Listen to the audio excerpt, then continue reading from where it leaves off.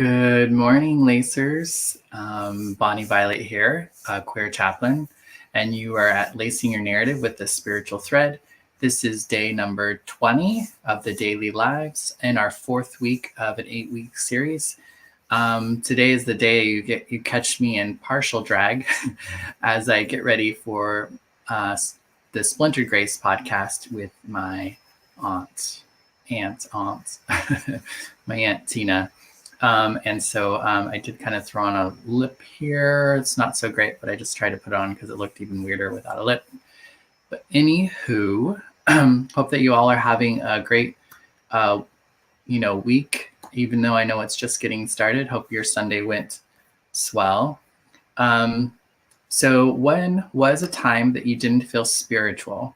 One of the things that I was kind of reflecting on a little bit, with this question, but also with the last question, I was realizing, because it's like, when was a time that you didn't feel spiritual? Again, I kind of like, because I've kind of like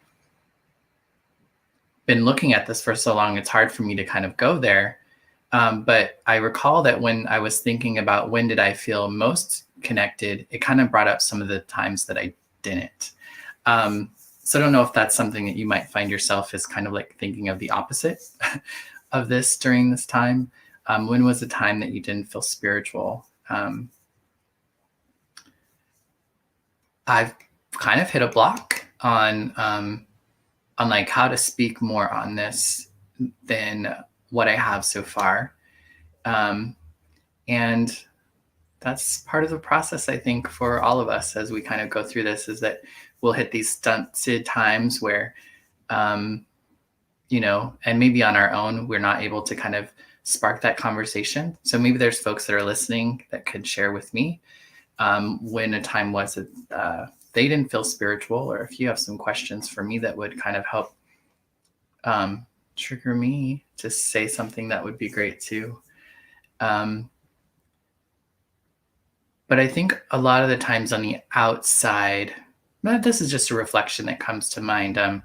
Ever since I did kind of start being in a spiritual path again, one of the times that you can notice that I think I can be really struggling or really be going through something, is probably the times that I will look more outwardly spiritual. I will probably be doing more intentional, like spiritual things and actions in response to me having some sort of difficulty or challenge with something in life. For whatever reason, I'm still kind of one of those people that, I think some people refer to them as like foxhole prayers, like people who tend to just like reach for God, reach for spirituality, ask for help, or like, like when things are just really, really, really to a point that like things are bad or things are in crisis or things are challenging, that's when you kind of turn to God or to some sort of spiritual action.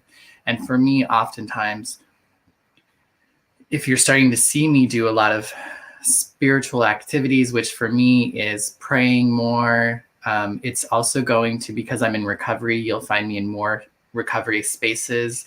I will probably be meditating. I will, I'll be meeting. I don't know. I just tend to take a little bit more action when I'm struggling. And it's great to kind of have that response, now, like before I could get into those places and then I would just feel helpless and I would feel hopeless because I didn't have any actions that I could take, or I didn't know what actions I could take, or I hadn't really discovered the actions that I can take now that really do help me. And I figured out ways. I figured out ways to address those uncomfortable feelings or thoughts that were going on with me. And now I just reach for something else. That's what I always say, is like, I just reach for something else than what I used to. I'm reaching for something that will draw me closer to the thing I sometimes call God.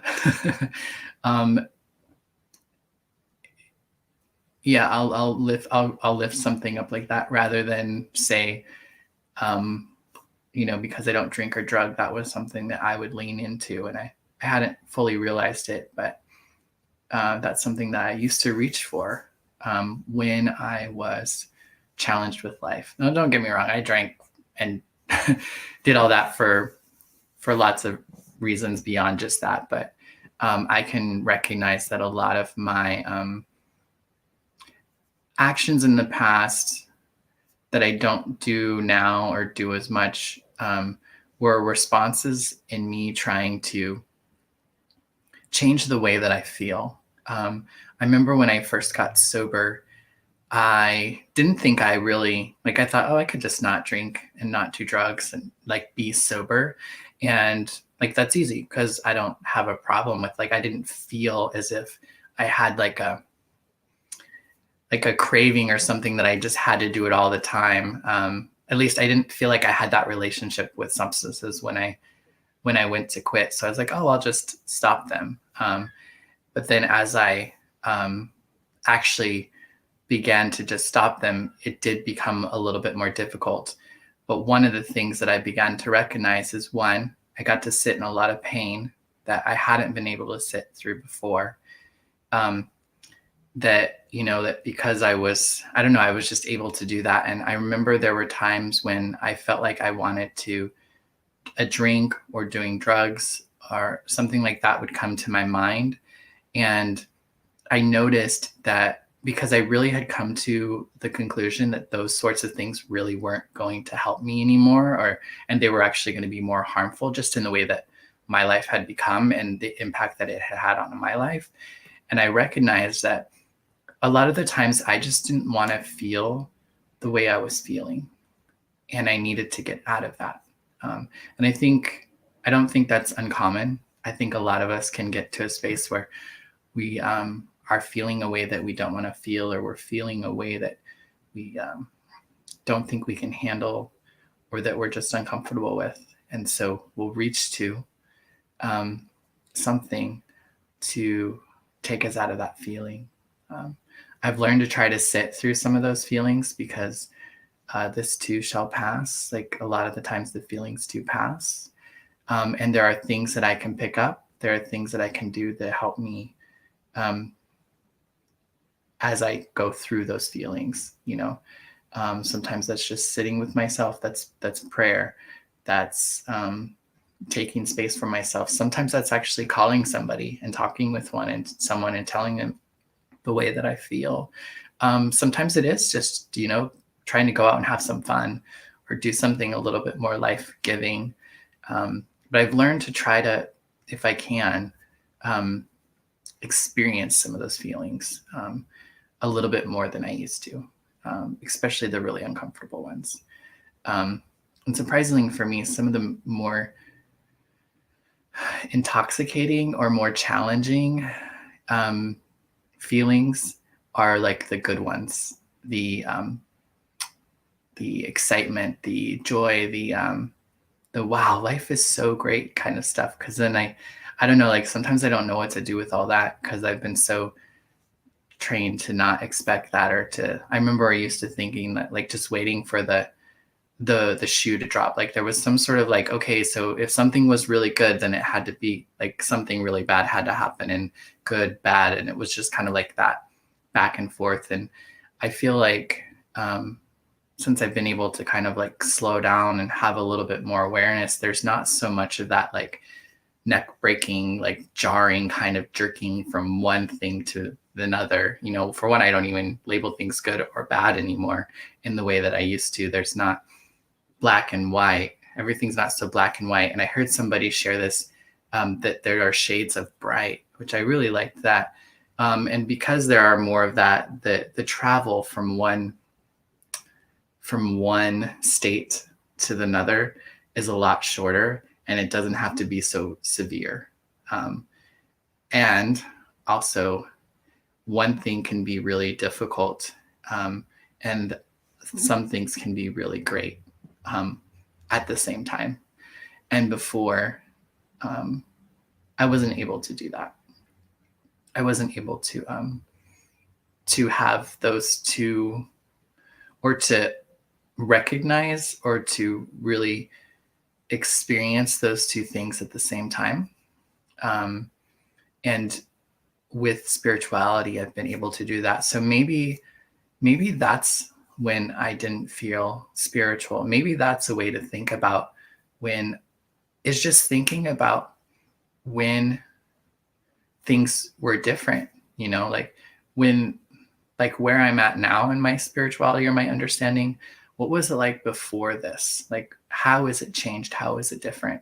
And I think for me, that's one of those things that everything's not so black and white. Everything doesn't go from like good to bad.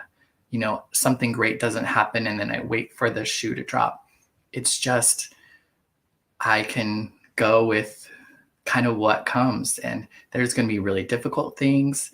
And there's going to be some really great things. And then there's going to be some things that are just kind of like the weather in San Francisco most of the time, just meh. But anywho, I feel like I've talked plenty on this, especially when I didn't even know what I was going to talk about. So that's how it works sometimes, though.